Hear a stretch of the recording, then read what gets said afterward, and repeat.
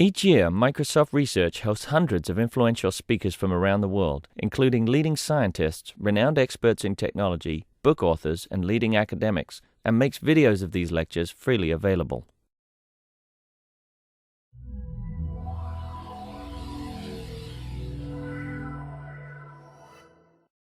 Michael's an assistant professor there, and his research bridges the area of systems and programming languages.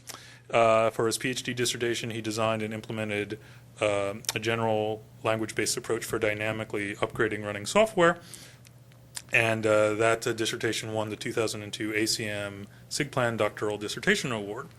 So we're going to hear now, I guess, about what's new in dynamically updating software. So the floor is yours. Thank you. Welcome. Thanks, Paul. All right, thanks for having me. So the work that I'm going to talk about today, after I finished my dissertation, I got sort of sick of the topic and I moved away and did other things for a while. But I've been working with a bunch of other people who were interested in the topic, and it's kind of rekindled my interest. So the work I'm going to talk about today is stuff we've been doing over the past couple years in exploring how to make the ideas that I initially explored as part of my dissertation more practical for real programs. Oh, and I should say, my collaborators are Gareth Stoyle, Gavin Bierman, and Peter Sewell. They're all at Cambridge. Julian Yamtu, who is my student at Maryland, and then Manuel Oriol, who is a postdoc, and he's now in Zurich. I think this is jumping ahead. There we go.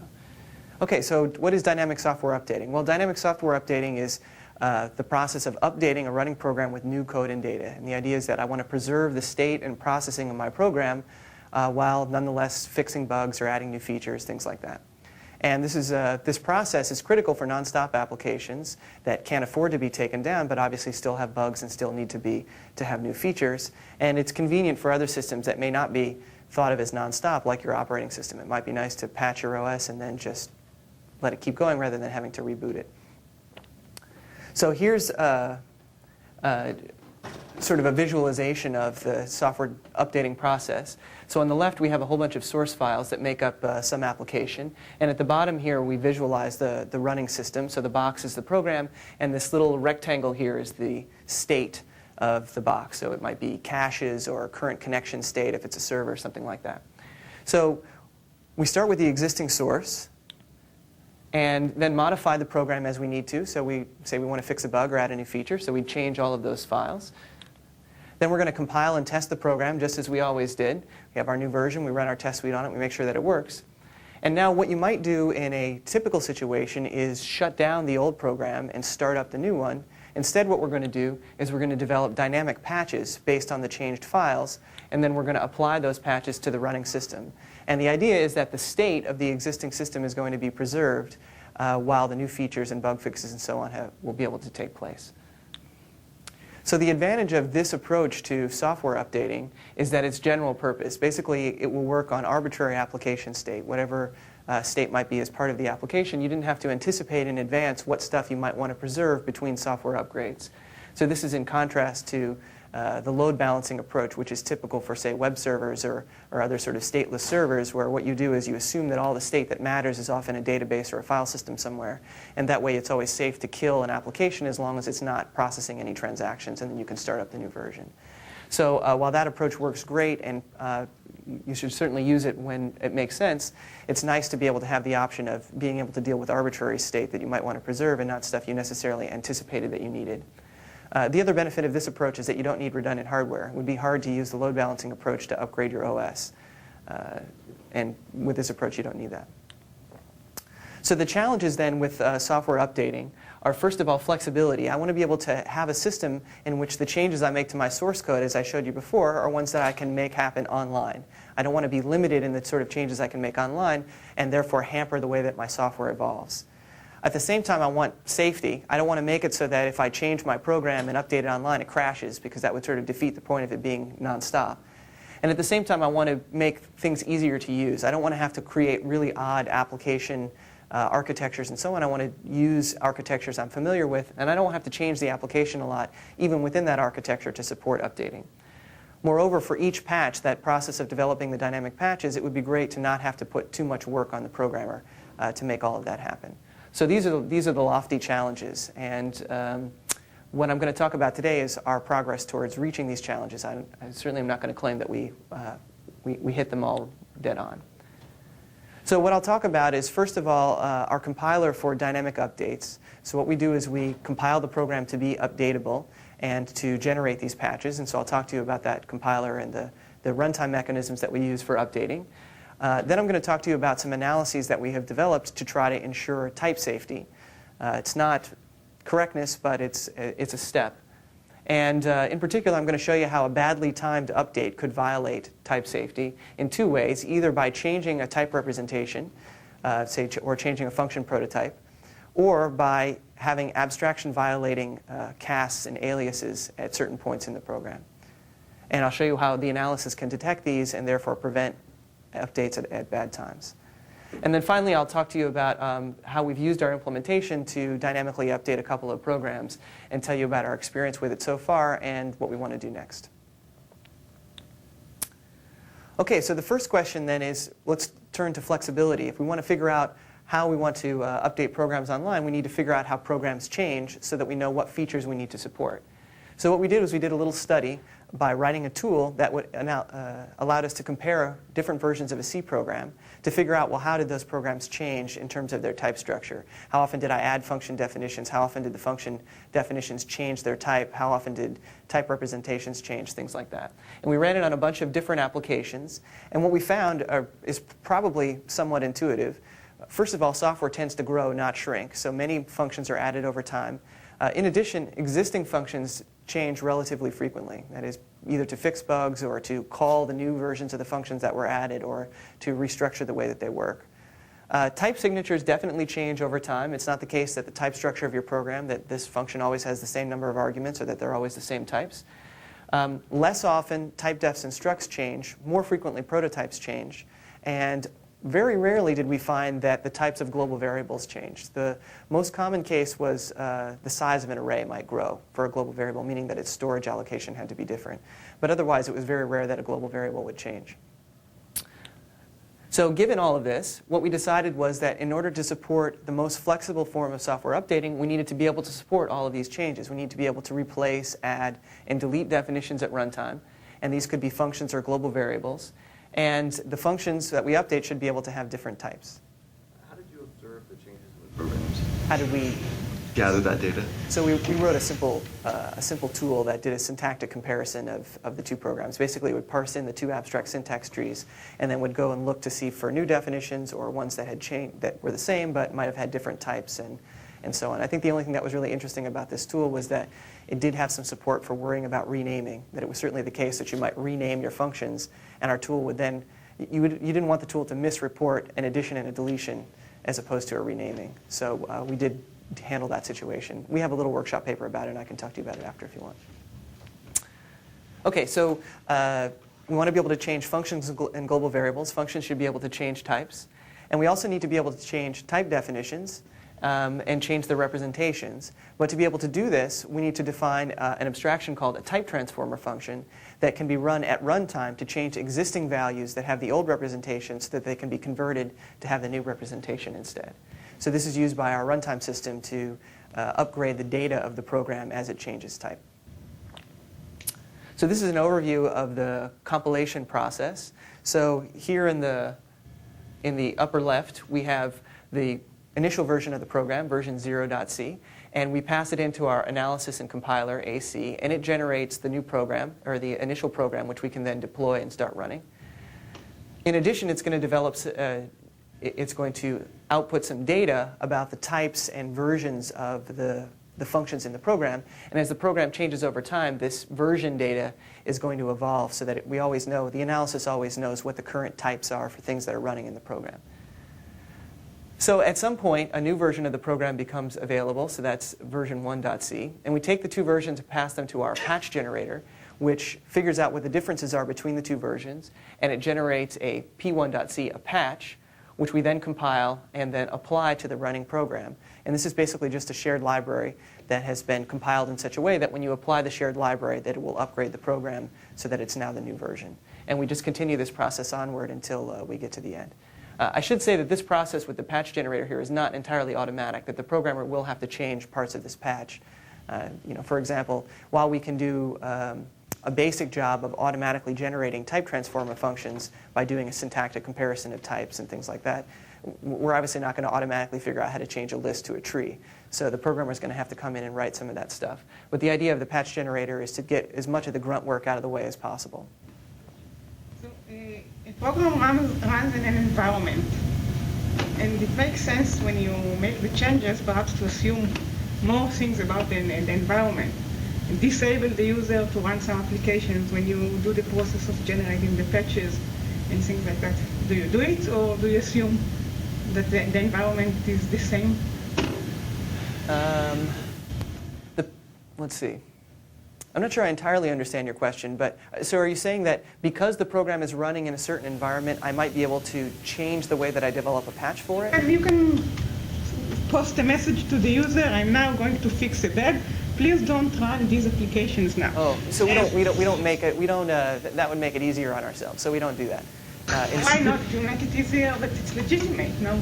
Well, okay, so I agree that if we were faced with a circumstance in which the only way to do an update would be to do as you say, then I agree, use whatever means necessary. But the goal is more, how much can we make this process easy to use, right? We want to make it easier on the users so that they don't notice the fact that things are being updated. On one side, you have to stop the execution, and the other one to make it completely... That's right. So it may be that it could well be that in practice you may need to do exactly as you suggest. So far in our experience, we haven't needed to do that. Okay. Yeah. So essentially, you haven't ever had to sort of disable certain features, or I mean, in some sense, do you have a problem of like getting to a consistent state? Like there might be intermediate states, and you might want the application to have quiesced. Like if it's a GUI, yes, it's doing some processing, and you really don't want the modal dialog to be up. Probably you're not doing GUI updates, but is there? Maybe I'm. No, you're exactly right. So the second part of the talk is about this timing issue. Yeah. And that's exactly right. You need to make it so that to avoid certain problems that you time your updates so as not to conflict with, so that the state is basically quiescent, as you say. Mm-hmm. And for server applications, which are the things that we've been focused on, it's very easy to find these quiescent points. So given that that's the case, that the user doesn't notice any change. We're able to make the updates that happen pretty fast, and the user doesn't notice. It may well be that if you move to other domains that wouldn't be true. Okay. So to make this work, we have our compiler is going to compile the initial program and the patch programs in order to allow them to be updated. In particular, we need to be able to update functions. So we need a way of making it so that when I load my patch in, that the new version starts getting used rather than the old version.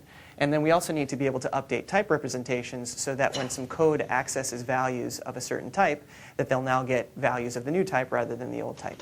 So we do this basically, every problem in computer science can be solved with a level of indirection, so we add some indirection. First of all, the most straightforward function indirection, the compiler adds an indirection between each caller and the function. And this creates an invariant, which is useful for our safety analysis, that every time you call a function, it's always going to be to the most recent version. And the second level of indirection is what we call type wrapping. And basically what happens there is we write little accessor functions for accessing values of a named type, whether a struct type or a type definition. And that way what happens is whenever the program goes to access a value of that type, the accessor function checks whether the value is of the most recent version. And if it is not, it will run the type transformer to bring it up to date. And then the execution is able to continue. Yep. Is there a reason that you can't solve the first problem using the information that's already there for the linker? You could. You could. So yes, there are lots of optimizations that you could perform that you could drastically reduce the number of function indirections. And in some sense, this is really for expedience. You could even do binary rewriting to rewrite the call sites to call to other places if you wanted to. To be honest, we thought we would have to do that, but the performance numbers have shown, at least for I/O-bound applications, it just doesn't really, it's not worth it. You might as well not bother. So given that you're kind of lazily rewriting these types at runtime, are you having to add a level of tagging or something to figure out where you're at? Yes, each type is, and I'll show you how the compilation works, but each type is tagged with a version field. And the accessor functions look at the version field and then transform it and update the version field. Okay, so here's a little example that we'll use to show how the compilation works. So there's a struct definition T that has two fields, and there's a function foo that just takes a pointer to an integer and then dereferences the pointer. And finally, there's a function call that takes that stack allocates a function, the struct T, and then it calls it. It passes a pointer to its x argument to foo, which is then dereferenced. Okay, so first I'll show you how we do the type wrapping stuff. So the first thing that we need to do is we need to distinguish between the concrete, what we call the concrete and the abstract versions of the types. So the concrete version is the sort of actual definition that the program expects to use, and the abstract version is the one that has this tag in it that tells us what the actual version is.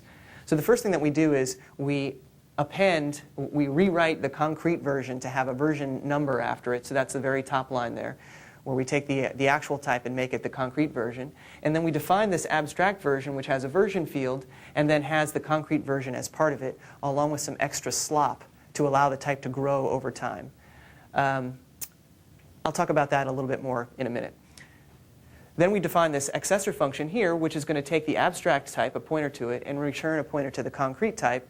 And the first thing that it does is it calls this transform function that's going to check the version field of the type, and if the version is not the current version, it will run the succession of type transformers until it brings the type up to date, brings the value up to date. And then finally, it returns a pointer back to the value. So the other way that we could have done this, in the other perhaps obvious way to do it, is to add a level of indirection instead to the abstract type instead of using the slop space. And in that case, the process is pretty much the same, and we just return this abstract, this pointer instead. So we decided not to do that because basically this made things more complicated. In particular, now whenever you do flat copies of structures, you're going to be copying it by reference rather than copying it by value. And so you would break the semantics of the program, which would mean that your compiler would have to notice whenever you're doing a structure copy to be able to actually copy the contents of the structure. And of course, in C, it's not just that you're ever going to do an assignment. You might do mem copy and things like that. So it would cause us to worry more in the compiler about dealing with this problem. Can you just go back one slide so I can see the difference? I see. So here you actually have the struct under underscore T0 data in line. That's right. Okay. So whereas in the next slide you actually have an level of indirection. That's correct. That's it. So the other drawback of this approach is that you also need to worry about memory management. That is, before when we had a struct that was stack allocated, and we now have this abstract version, it's still stack allocated. And when the stack frame goes away, the whole thing is cleaned up and it's gone. Whereas in this case, we need to do some additional allocation that has to be off somewhere else, which means that if it was supposed to be stack allocated, we need to insert code to make it go away. Now, we could do something like a region allocator to make this happen, and probably we will, because of course the main benefit of this approach is that there is no limit to how big a type can grow. Whereas in this approach, you have the slop space that you pre-allocated that is going to constrain how big your type can ever get. And the other problem is this is going to throw off your cache in a big way. It's going to make it so that all of this stuff that you used to have maybe right next to each other inside of an array is now, much more spread apart. And we have definitely seen that this is can be a performance problem. Whereas when you add the level of indirection, it's easy to make all of the things that you indirectly point to all packed together again. So I think ultimately, again, this was the more expedient choice and allowed us to experiment with the process of updating. And I think ultimately when we start to worry more about performance, we'll consider these other approaches. So what is the semantics of the getting too big, overgrowing the slop? Oh, what happens if you're running your program and it gets too big? Well, you use up all that space, or you get Yeah, so then the compiler will say, oops, your type grew beyond the pre-allocated slop. I don't know what to do. Okay, so you basically aren't allowed to do that. Yeah, you're not allowed to. Which is why this is not the right long-term approach. I mean, the other attitude is that, sort of the way that I look at this, is that this technique of dynamic software updating, really you want to do it to prolong the life of your application without shutting it down, not to actually make it run indefinitely, because you're going to want to upgrade your hardware. There's all sorts of reasons that you're going to want to shut it down anyway. So in some sense, what we really want to do is make it so that you can run your program for a year or 2 years or 3 years. And I think it is feasible to guess the right amount of slop in advance to be able to allow you to do that as opposed to run forever. But even so, it seems more elegant to use the indirection approach, but we'll just have to see how that goes. So why did you choose C as your target rather than something like Java, which gives you, much more type safety guarantees? Well, what we should have done is we should have done it in Cyclone, which is a safe version of C. So the reason we didn't do it in Java or in ML or a functional language, a type-safe language, was that basically, well, first of all, objects and closures add complication to the interface for updating. That is, there's lots of sort of implicit state that you have to deal with when you're writing your type transformers. And we hadn't worked out the theory for dealing with those things. And so it seemed more expedient to apply the theory that we had worked out to a language that could support it, which was an imperative language. So then we went with C rather than a safe C-like language because there are real applications that we can try to update.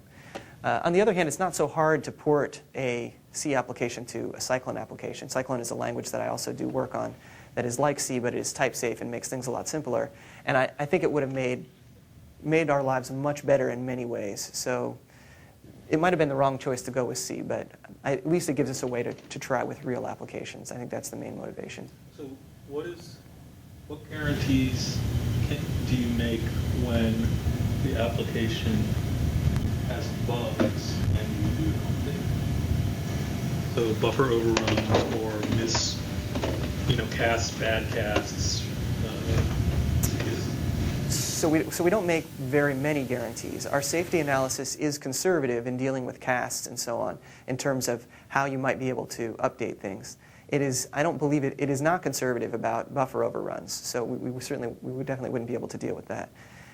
The only thing I can say about that is you could easily imagine using C-cured or something similar to pre-pass to eliminate those problems. But could it be that your transformation here actually masks bugs? That's what I was thinking. Because you have this That's true, because you're going to change your stack layout, so it could mask bugs. But that's certainly not making a guarantee of anything. No, I was actually wondering about bug preservation. In some sense, like rather than correctness preservation. Yeah, I'm sure that we are not bug preserving, or at least creating the same semantics under which a bug might manifest. I see. Would it be possible to keep a separate table that maps the addresses of structs to their versions so you can use the same layout? Yeah, you could. So the thing I did in my thesis was to actually not have a different representation for structs, but instead made it so that you had to transform all of the data at update time rather than this sort of lazy approach, which implied that you needed to be able to find it all. And so in my thesis what I said was, well, it only is allowed to be global variables, and then you always can find it all. So the other approach would be to do as you say, which is to keep some map off to the side where I can have pointers to all of these things. And there are some other projects that do that. But that adds its own sets of overheads, and it also can be hard in a language like C to figure out all the places that you've allocated a character buffer and then turned it into one of these structs later on. Whereas with a lazy approach, you don't have that problem because the only time you care about what the type is when you're about to use it. And the casts and so on, we can track up until that point. So, however, as it turns out, the updating that we've done in practice, oftentimes I found that most of the data that you update tends to be global data anyway. That is, there is some data that is on the stack that is convenient to be able to update, but lots of the time it's global data. So what I'm thinking now is probably the right approach is to do some kind of hybrid, because it's often very easy to find what data is likely to be stack allocated for a long time, and what data starts as global is always going to be global. And so you can reduce the number of types that you need to compile in this way to be only the ones that you deal with on the stack and not everywhere. And that makes it a little bit easier to deal with, because some of the problems with the indirection approach, they wouldn't be on such a grand scale. They would only be occurring in a few places, and you could imagine tweaking your program in those few places to have them not be a problem. But I'm completely speculating here. We have to get more experience to figure that out.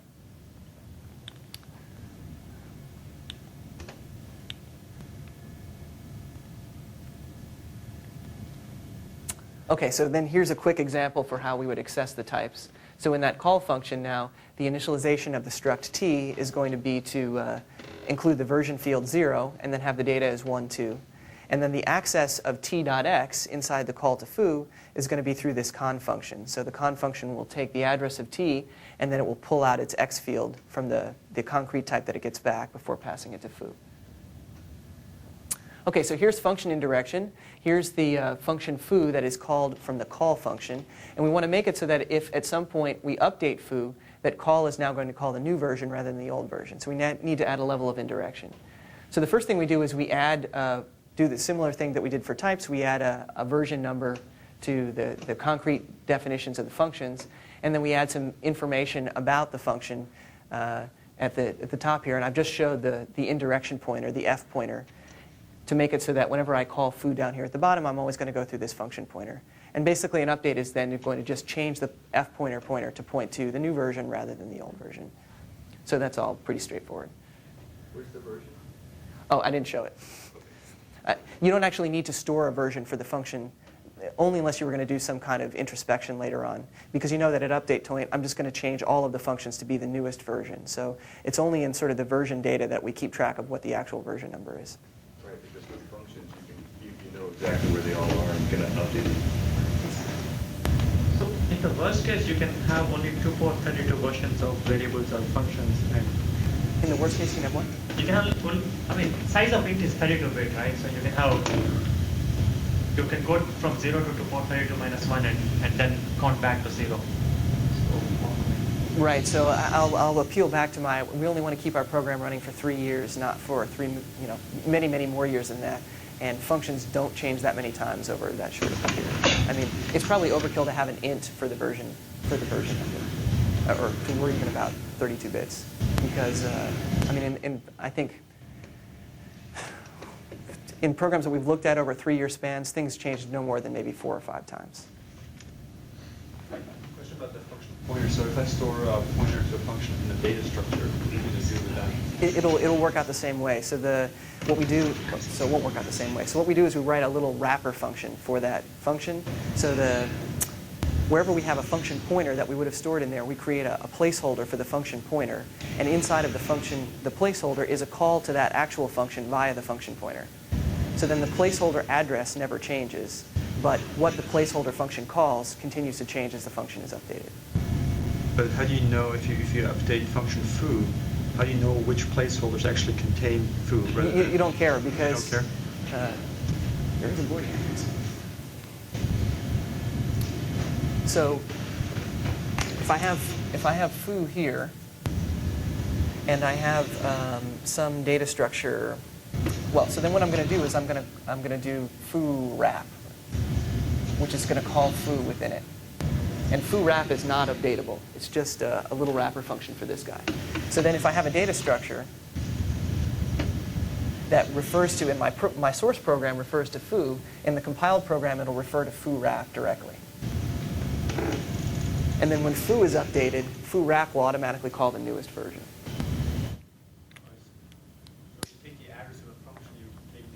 Wrap function. That's correct. And that's where it gets updated. And this is important, at least when we did updating Apache, because sometimes people do comparisons of the address of a function, and this way the address will never change. So that works out nicely from that point of view, too. What happens if foo's type signature changes? Well, that's the second part of the talk. The answer is we still change it inside the function pointer there, but we guarantee via analysis that you'll never call it at the wrong type. But you said the wrapper is never updated, so it will have the wrong type, right? The wrapper, the middle wrapper you just wrote on the board. That's right, but you have to think about, so if I had this data structure in the old program that expected the foo to be the old type, then, oh, I see what you're saying. You're saying because this function was compiled so that oh, that's a good point. Hadn't thought about that. Okay, good. I have to remember that. What could be the answer for that? You should change the foo level. I guess we have to update the foo wrapper then, too. But that defeats the point.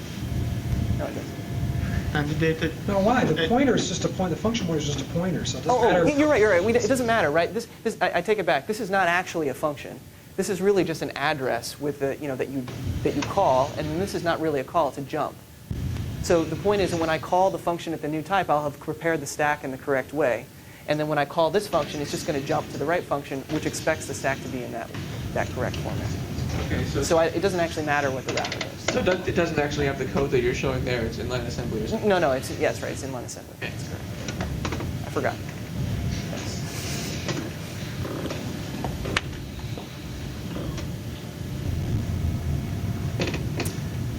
Okay, so another interesting case is updating code that's on the stack. So I'm falling behind, so I'll race through this. But basically the problem is that if you have a program that has a long-running loop, or say an infinite loop, and it turns out that in a later version of the function that loop changes, you're never going to notice the update because the only way that we ever notice updates is by calling a function. So what we do to solve this problem is we sort of do the opposite of closure conversion. We make it so that you can pull out a loop that's in a function, or any block of code for that matter, and turn it into a function, so that way we can notice the updates. So basically the idea is that we're going to extract the loop body out into a function, and the argument to the function is the loop state. And that's going to be all the parameters and local variables in the host function that were available to the loop. We'll take the addresses of those things and we'll pass it to the function on each iteration.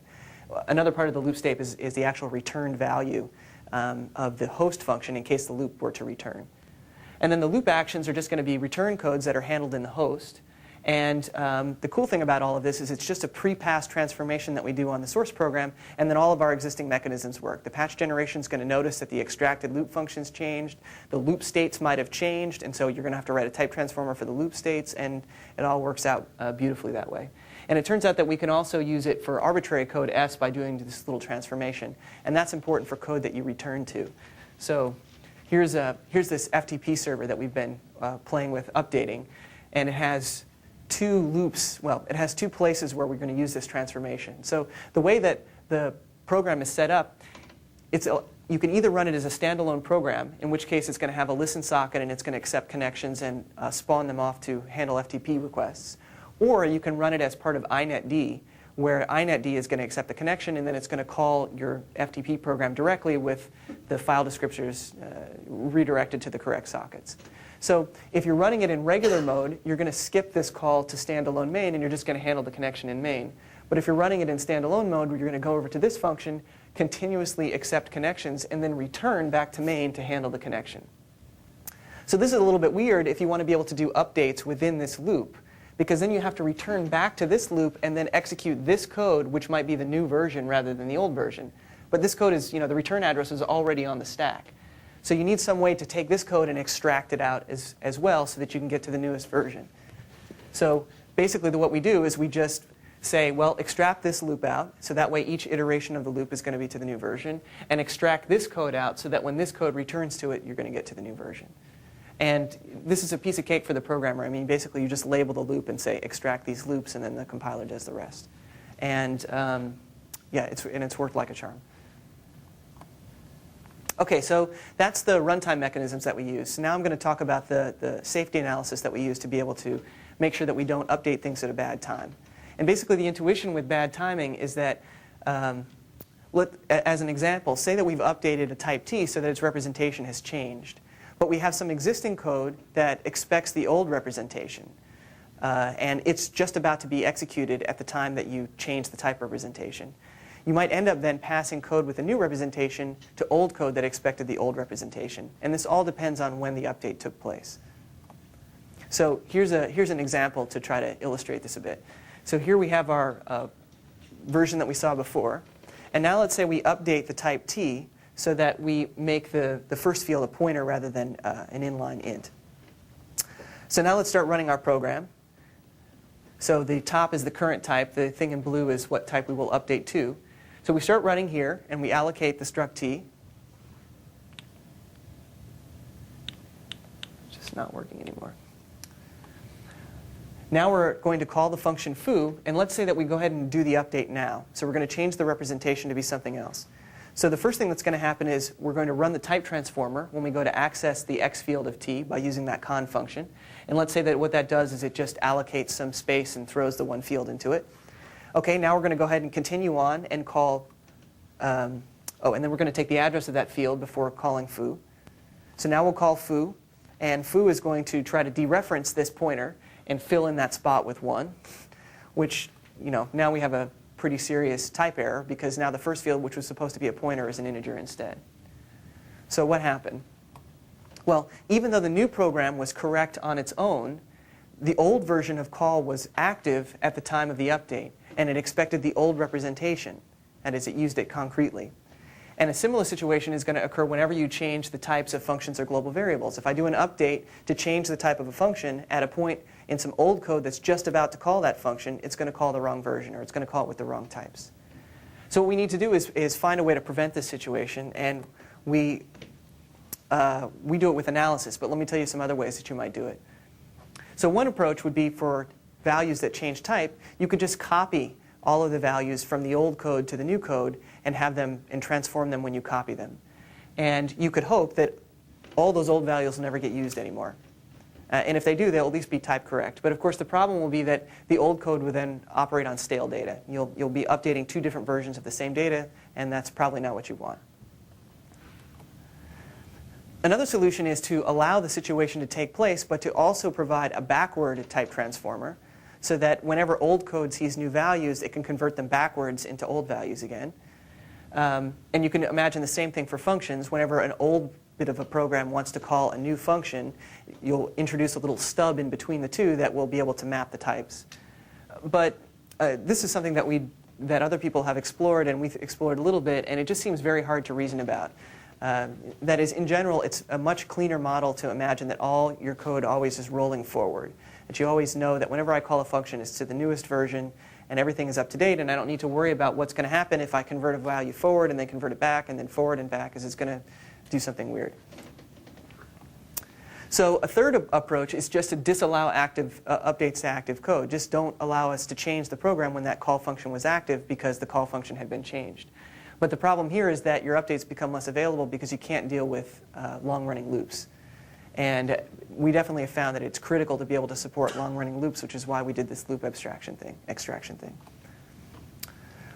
So what we do is we do a safety analysis, and we observe that these const functions give you a way to identify where a type is used concretely, and these basically create constraints on where updates are allowed to happen. That is, we can dynamically prevent updates that could lead to old code concretely using a transform value. So we'll do this analysis at compile time and be able to figure out, well, if you were to perform an update here are all of the types that you shouldn't be allowed to update at this update point in order to not violate this property. And you can do the same thing for function calls and global variable references. Basically, every place that I'm about to use a function, I'm about to call a function at an old value, at that moment and sort of prior to that, in the execution of the program, you're not going to be able to change that function's its type. So here's an example. So here we have our foo function again, and we have the call function which calls into it. Now, the first thing that we can observe is that just before the call to foo, we have a dependence on the representation of t and the representation of foo. That is, it matters that t has an x field.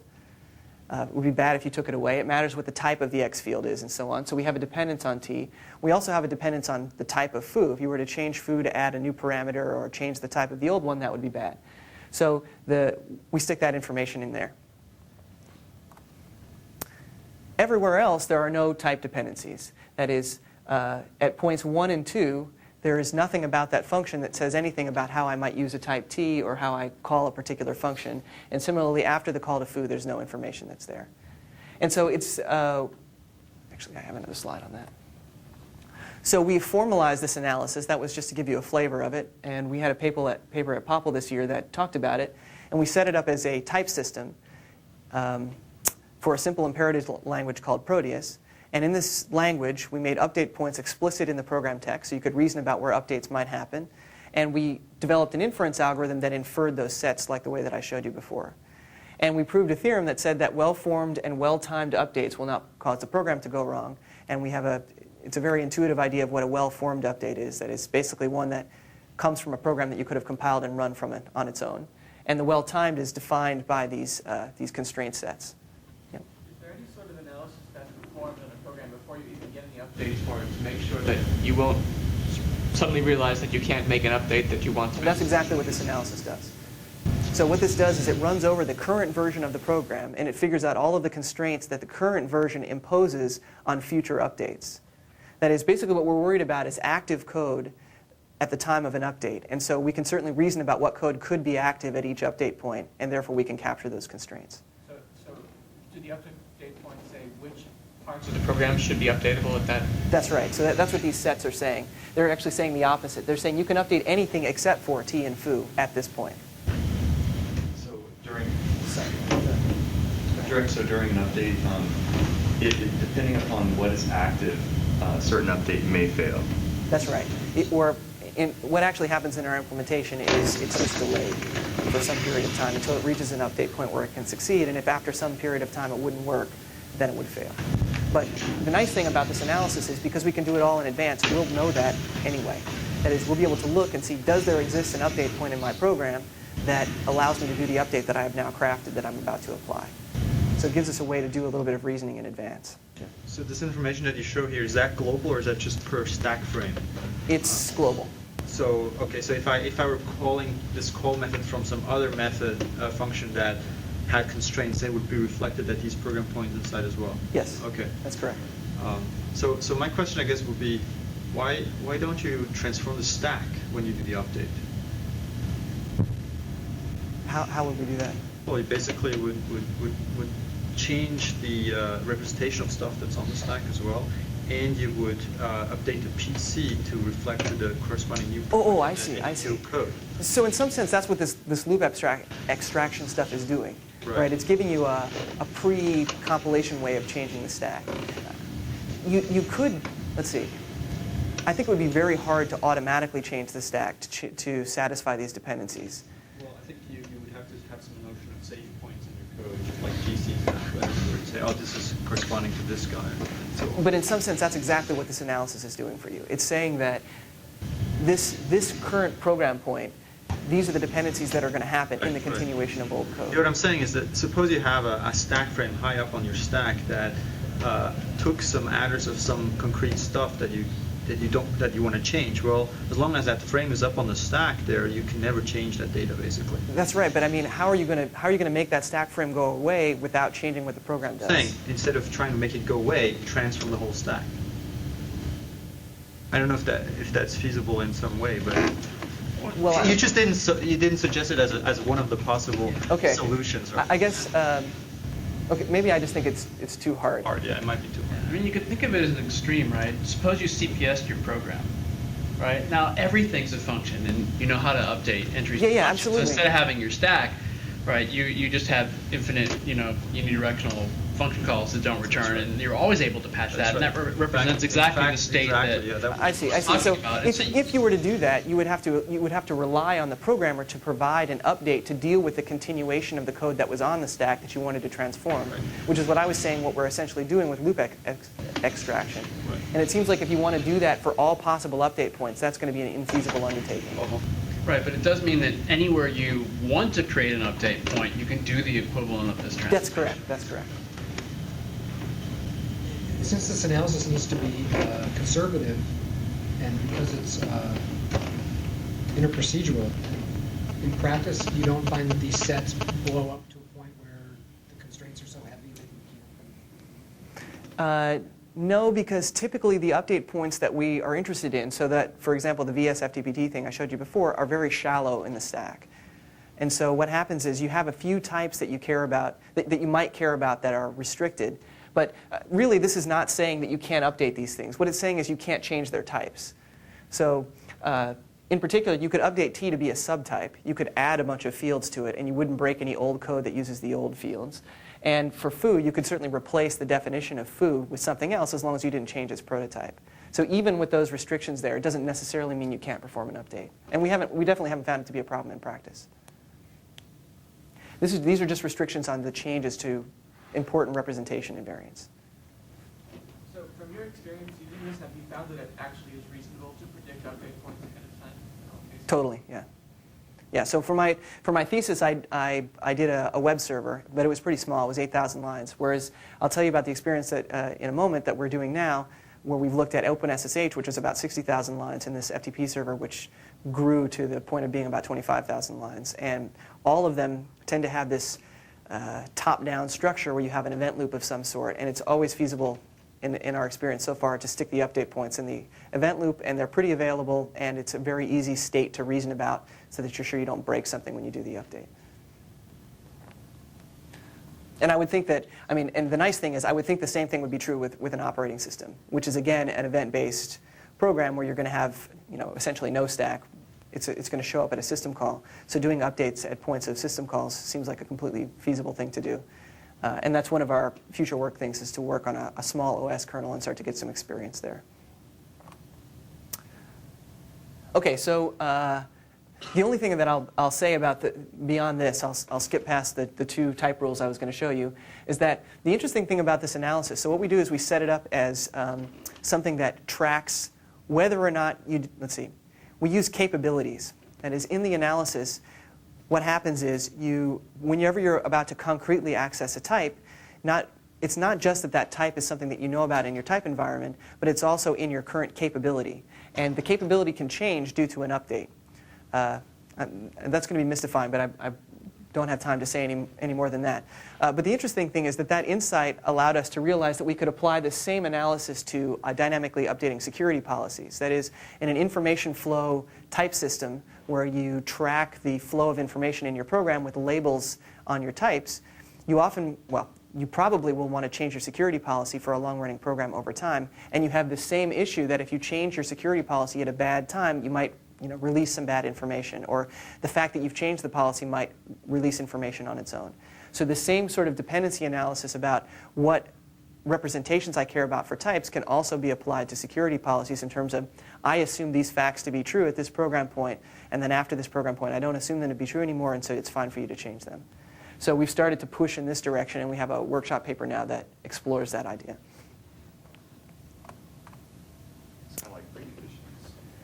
Yes, it's well. So and Manuel has done some work in worrying about using capabilities to worry about reasoning with manual memory management, where you can think of, I'm only allowed to dereference this pointer if that pointer is in my capability that I've been able to track at compile time, that it's sort of a pointer I'm allowed to access.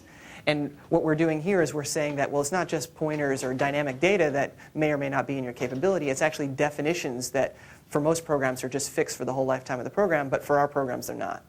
And so what happens is the fact that it needs to be in the capability and the fact that the update might want to change it create this tension, which results in the constraints about what you can and can't change.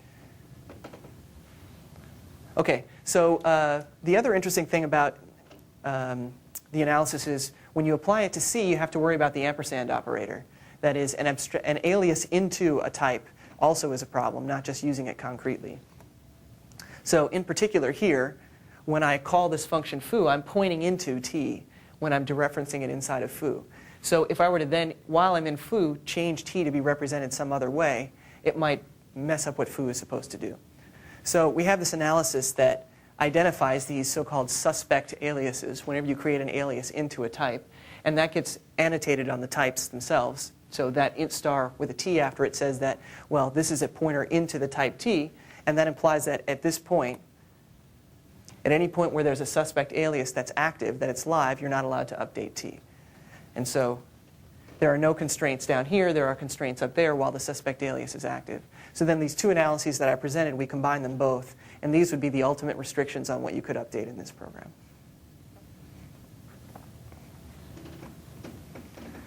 OK, so the implementation, the compiler was implemented using SIL, which is a great OCaml tool for analyzing C programs that was written at Berkeley.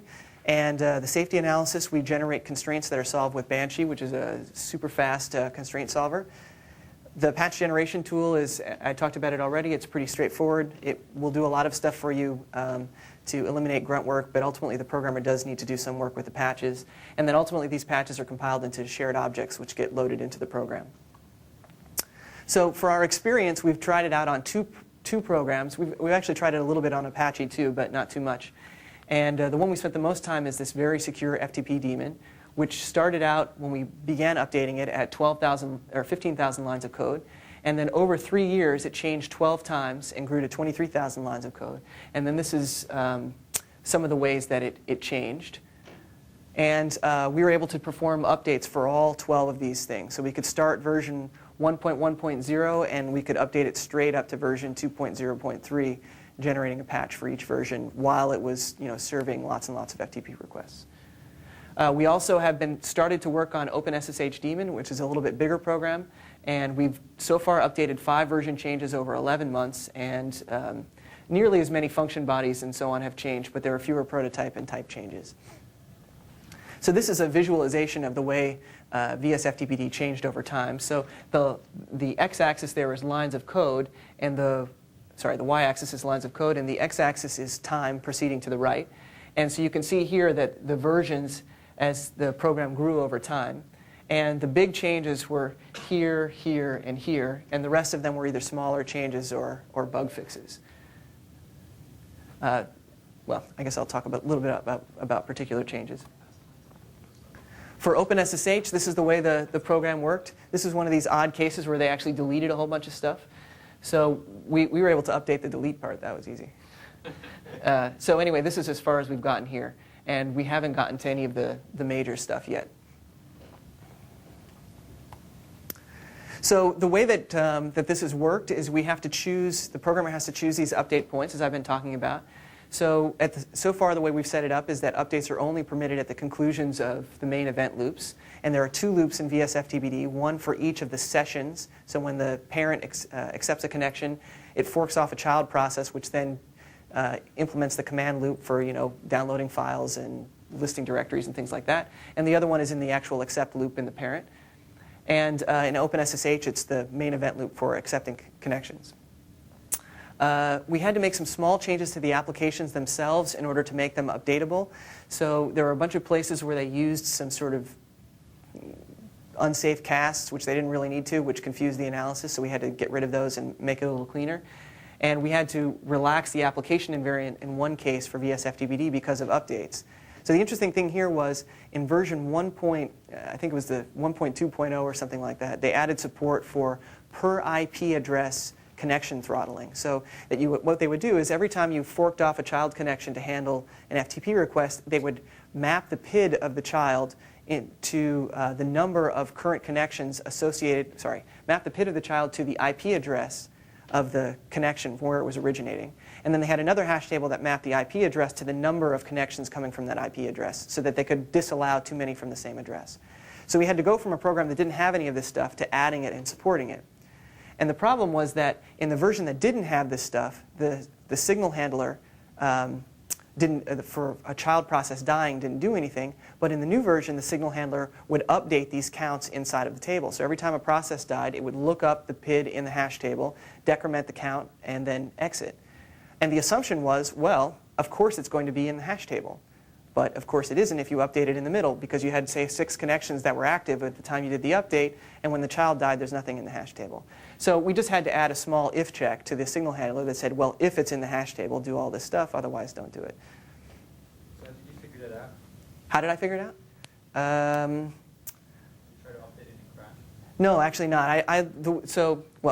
I'll say 2 things. So first, my students were working on this update, and that happened to them. It updated and it crashed. And then they figured it out. So then I came in last week and wanted to figure out what all these things were doing. So I didn't look at any of their patches, and I went straight to the diffs between the 2 versions. And I saw that the signal handler had been added, and I knew right away that we needed to add this check. And lo and behold, they had added the check. So The experience would teach you to fix that. yeah, that's what I would say. But I mean, the nice thing is the way that our model works is that you're going to develop your updatable application offline, and you can test it all offline so that if it crashes, you'll know that. You can work out the kinks in your patches before you deploy it on your online system. So it's all very testable. But the nice thing is we didn't have to relax these application invariants very much. It was pretty rare. In a 20,000 line program, we maybe had to change 25 lines of the program to get it to work. Could you have gone from version 1 to version 12 in just one hit, or did you actually have to go incrementally? So you presumably you could go in one diff if you wanted to. I would think that would be a lot harder because a lot more stuff would have changed between those periods of time. And furthermore, it wouldn't have helped us test how often you can perform these updates.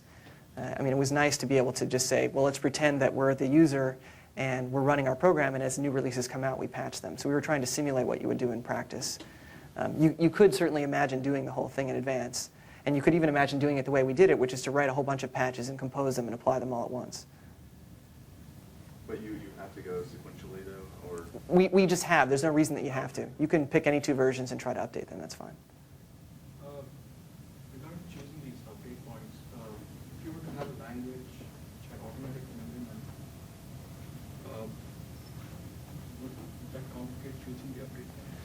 No, it would make it easier. No, but the GC would also, for instance, track things about the objects, right? So if you were to, I guess the GC points themselves would be the safe update points.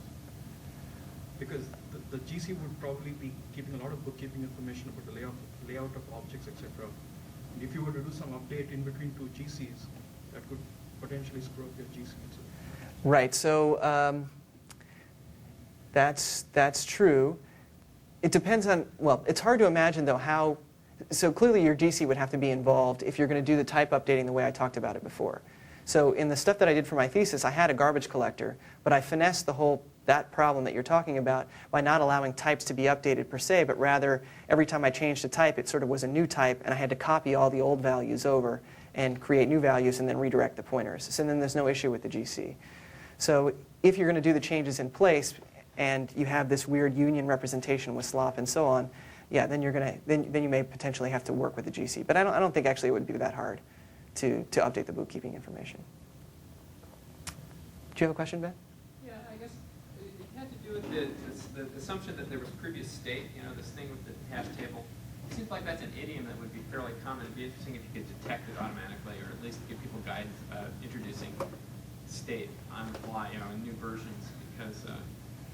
You know, I can imagine that people making that error a lot, essentially, you know, until they get used to the fact that, you know, it's an interesting sort of frame of mind to think, you know, it's like not only am I updating a program, but that there's an instance of the program running that has the old assumptions, you know, in the context that, you know, when I update. And so it's more than just these automatic changes. It's actually sort of you have to change your logical thinking too. That's true. That's true. So the experience I had in my thesis work with the web server, I had a similar issue where I updated the connections.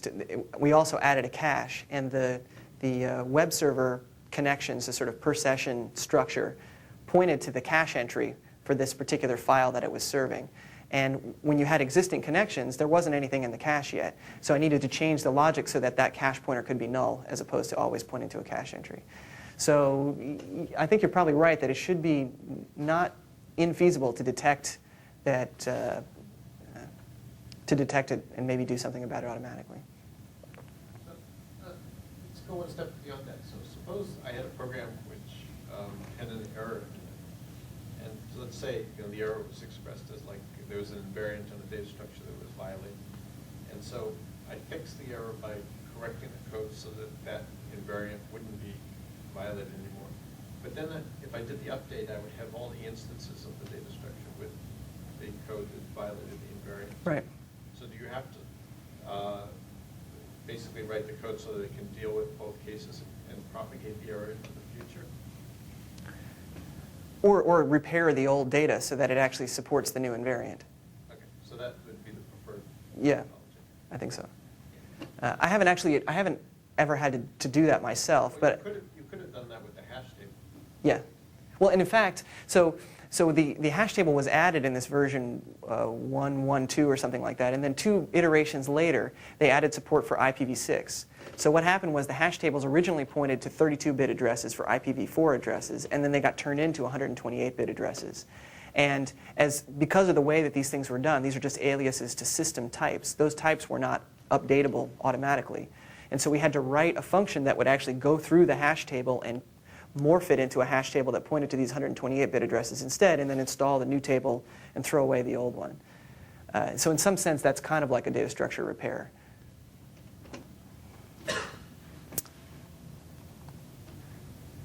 So writing type transformers, most often in the 2 applications, it was just adding new fields to structs. And oftentimes there, it wasn't hard to write type transformers because the new fields were often for optional functionality. So it's like, well, if you have these flags set when you're running your program, then these extra fields mean something. But since you started your program and you didn't have those flags set, obviously these new fields don't mean anything.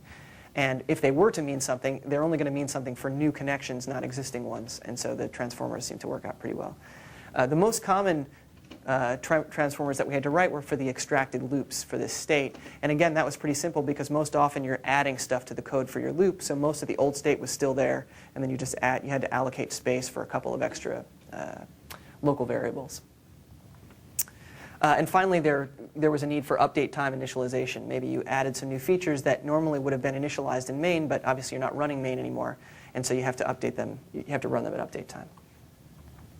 So far my take on this is that code is pretty straightforward. I mean, if you look at across all these versions, 330 functions changed and so on. I mean, for a number of these patches, I almost didn't even have to look at what the patch I didn't have to change anything that the patch generator generated.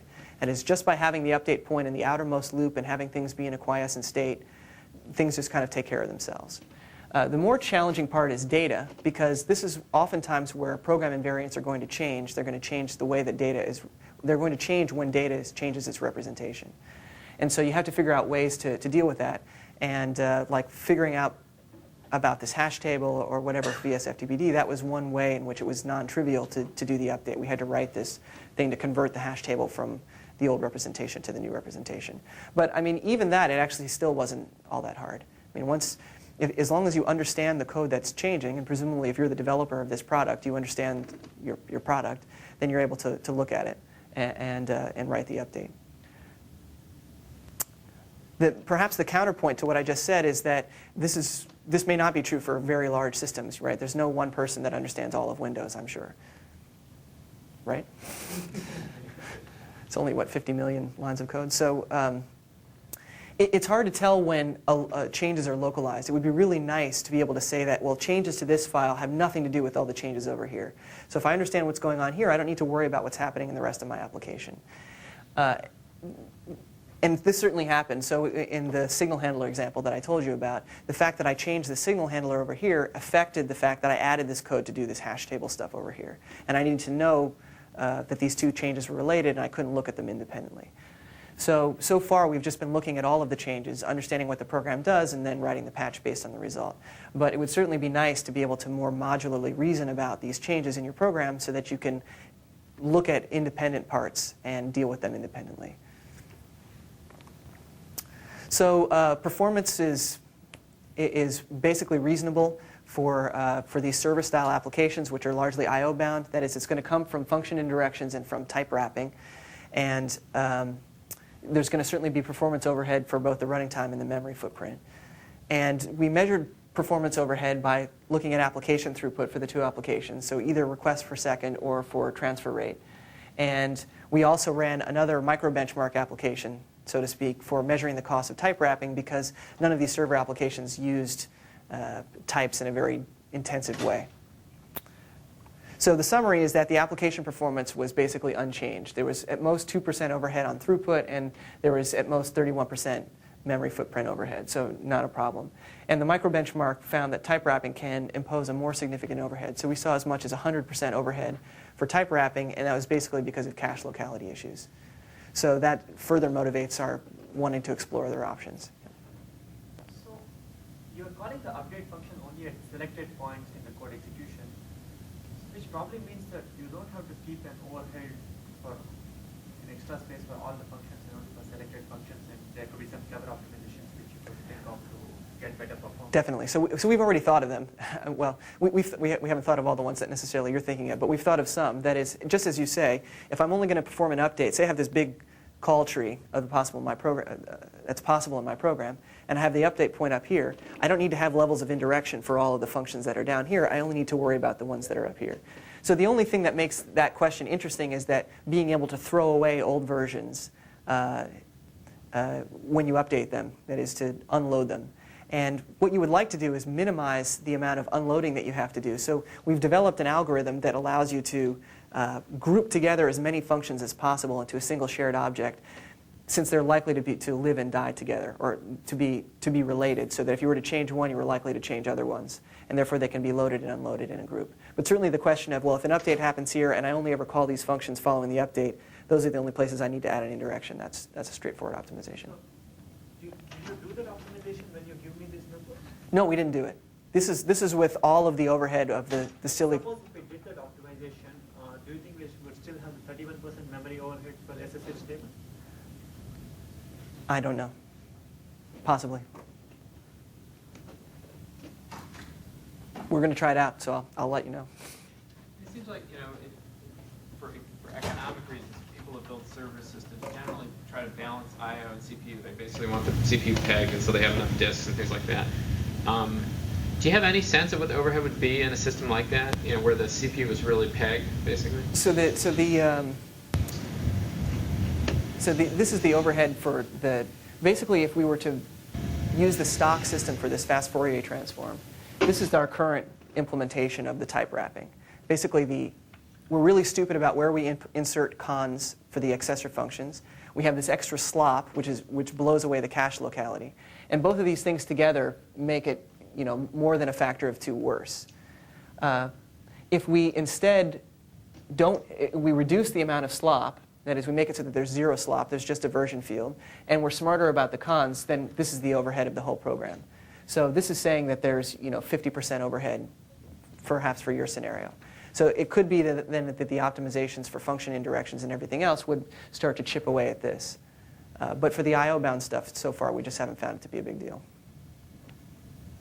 So what compiler did you use, and did you turn on the maximum optimization in the compiler, and maybe when you have the maximum optimization, you saw some interesting things with your project? We used GCC 3.4, and we compiled everything with 0.3. We didn't do 0.6 or something like that.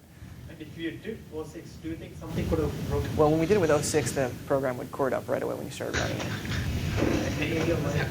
Without the changes, or with the changes? With our compiler.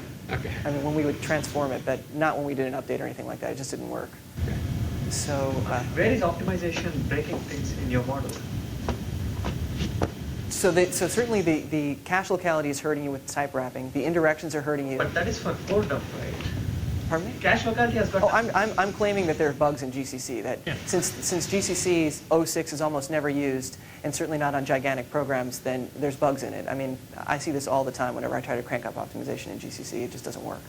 So 0.6 fails on small hello world programs? No, not on small programs. Only on big programs.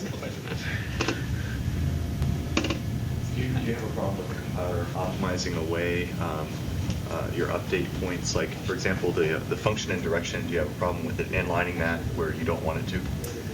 We haven't had that problem because let's see, why haven't we had that problem? We haven't had that problem, but I'm not sure why we haven't had that problem. That's a good question. Seems like it would inline a lot of that stuff. Well, and I was going to say that's actually part of the issue with the function indirection, that when you add a function indirection with every function, you kill all possibility of inlining. So that's why the optimization that we were just talking about would probably be helpful if inlining really mattered, which it presumably does in this application, but didn't in the other two.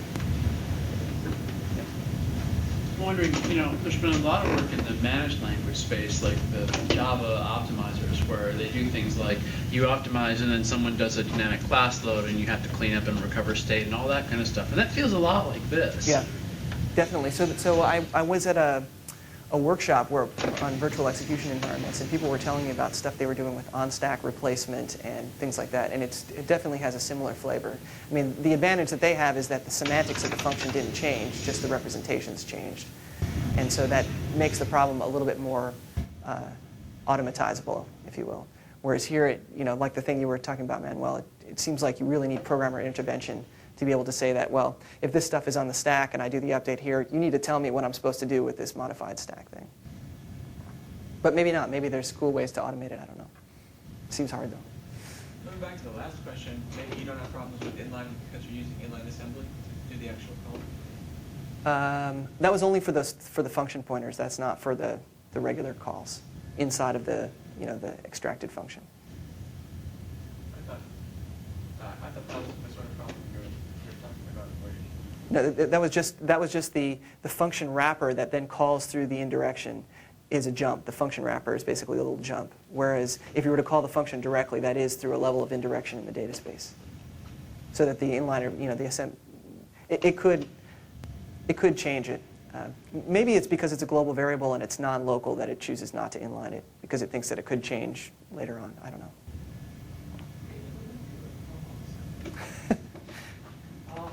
Why is it that it's 13% for one program and 31% for other programs? What is SSHD doing which is making the overhead higher? So it depends somewhat on how many functions you have. So if you had one big function as opposed to 50 little functions, you're going to introduce a little bit of extra space for those. Same thing goes with the number of types that you have, right? So you have this type wrapping thing that's going to add some slop. If you have a whole bunch of instances of a particular type, that's going to blow up your space overhead, as opposed to just 1 or 2 instances of a few types. And so for VSFTPD 13%, basically the types that were updatable, there were only a couple of them. There was the session object and things like that. So it added very little overhead. Whereas for SSH, there was many more updatable objects. When I write a program, most of the times, most of my memory is basically an array or a buffer or something, and that is what takes the maximum space. And I'm surprised to see a 30% or 31% number, because when I write a program, I don't think... I think we better take that one offline. You can discuss your programming styles afterwards, okay? We should let Michael finish up. Okay. Well, thank you for all the questions. So there has been a bunch of related work in this general area of updating software dynamically. I think the most active project right now is the K42 project at IBM, which they're pursuing how to upgrade their research operating system, the K42 operating system, and they have made some progress there. Erlang is a functional language that was developed at Ericsson that has specific language primitives for performing dynamic updates in the language. Their domain is a little bit simpler because it's a purely functional language, and they have comparatively less analysis. They rely much more on the programmer sort of doing the right thing and less on help from automatic tools. And there have been various other proposals to do this sort of thing, but very little implementation experience that's been published. Although, of course, the phone company and folks like that have been doing this stuff for a long time. As far as the safety analysis goes, there have been a number of people that have looked at some form of safety analysis for dynamic updating, so I've listed a few here. I list this paper at the bottom, the capability language, which is what I was talking about as the foundation of the analysis that we do. That was applied to manual memory management or region-based memory management, but we use the same sort of principles in the analysis that we did.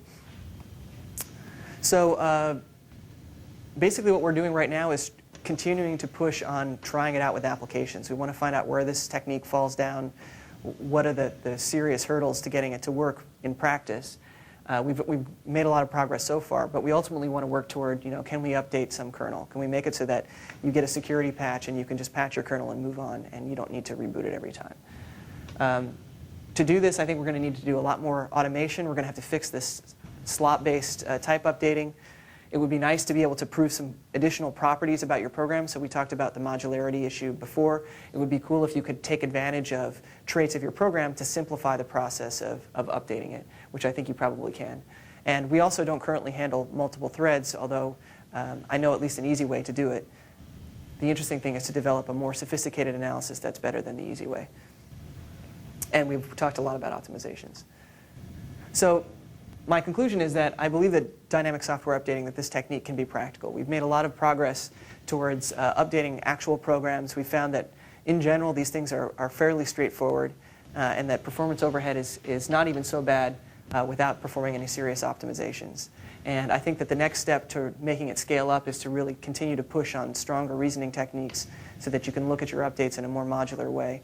And so that if I make some local change to some big program, I don't have to worry about my change dynamically during the update impacting some other part of the program. So we'll see how that goes. Thanks for your attention. Thanks very much. If there are more questions, please see Michael up front. And thanks again for coming.